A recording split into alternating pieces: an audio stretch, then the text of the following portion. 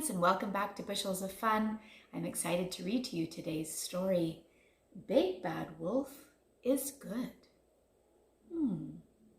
Is it surprising that Big Bad Wolf is good? Can you think of any other stories that this book reminds you of? Let's read together and find out why Big Bad Wolf is good. Written by Simon Puddock and illustrated by Lynn Chapman.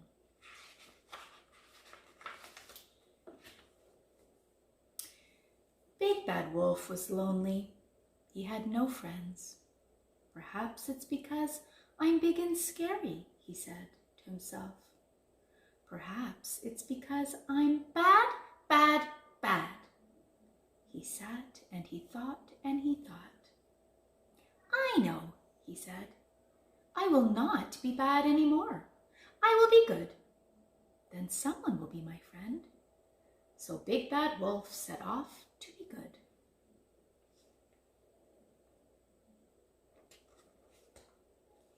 Mrs. Goose was in the garden with her 7 little goslings. Good day, said Big Bad Wolf, politely raising his hat. Honk, cried Mrs. Goose. It's Big Bad Wolf! Mrs. Goose and her 7 little goslings ran into the house and slammed the door. Oh, Mrs. Goose, said Big Bad Wolf sweetly, please open the door. I'm a good wolf now, and I've come to play with your 7 little goslings. But Mrs. Goose would not open the door. The 7 little goslings chanted, Big Bad Wolf, stay away and don't come back another day. And they made faces through the curtains. Big Bad Wolf felt sad. Those geese have not given him a chance. He sat and he thought and he thought and he thought. I know, he said, I will be useful and good. Then someone will be my friend. So Big Bad Wolf set off to be useful and good.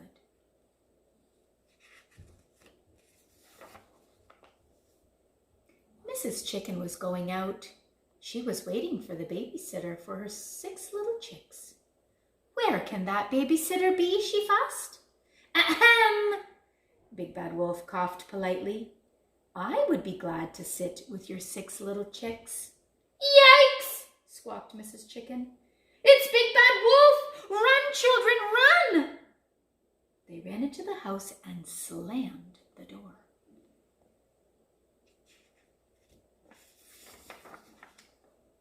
Oh, Mrs. Chicken, said Big Bad Wolf sweetly, I'm a good wolf now. Please let me in to look after your 6 little chicks.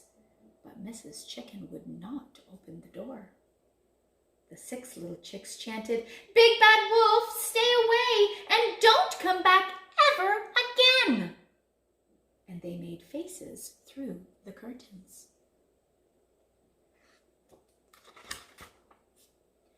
Big Bad Wolf was really sad. Those chickens had not given him a chance. He sat and he thought and he thought and he thought. I know, he said, I will be useful and good, and I will do a noble deed. Then someone will surely be my friend. So Big Bad Wolf set off to be useful and good, and to do a noble deed.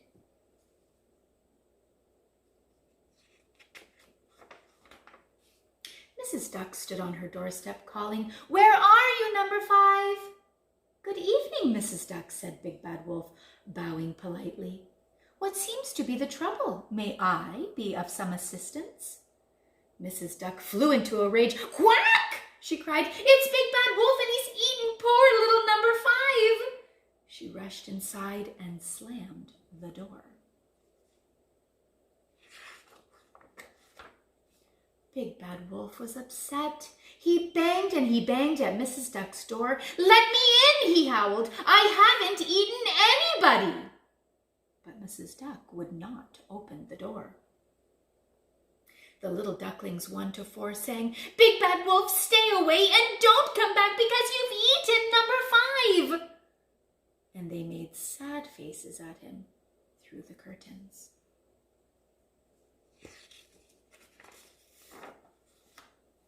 Eaten number 5 indeed, shouted Big Bad Wolf. I'll show them. I won't be good. I'll be bad, bad, bad.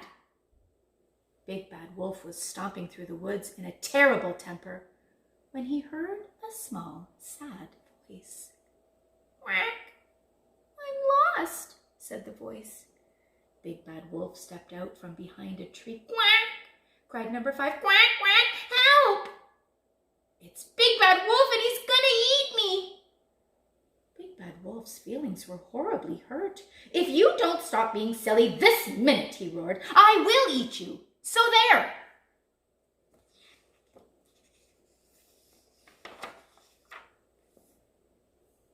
Number 5 looked up. A fat little tear rolled down his bill. I want my mummy, he said. There, said Big Bad Wolf. We'll find your mummy. And he scooped up number 5 and put him in his pocket.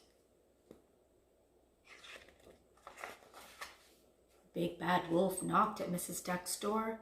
Excuse me, he said sweetly. I found number 5. The door opened a tiny crack. Have you really? Asked Mrs. Duck. Really and truly, said Big Bad Wolf. And you haven't eaten him? Asked Mrs. Duck.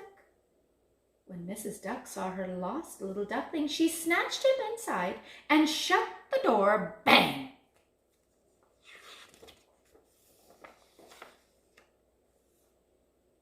Big Bad Wolf walked away sadly. He had been useful and good, and he had done a normal deed. But still, nobody wanted to be his friend. A big fat tear rolled down his nose. Oh, Big Bad Wolf, cried Mrs. Duck, opening the front door wide. Big Bad Wolf stopped. Would you like to come inside for a cup of tea? She asked. Big Bad Wolf turned around. Yes, please, he sniffed. Big Bad Wolf had a lovely visit. He drank 3 cups of tea and ate 11 cookies. Then he played with the ducklings 1 to 5. Thank you, Mrs. Duck, said Big Bad Wolf when it was time to go home.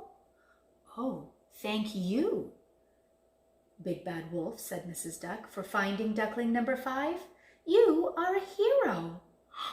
Do you think, asked Big Bad Wolf shyly, that you could call me Big Good Wolf now?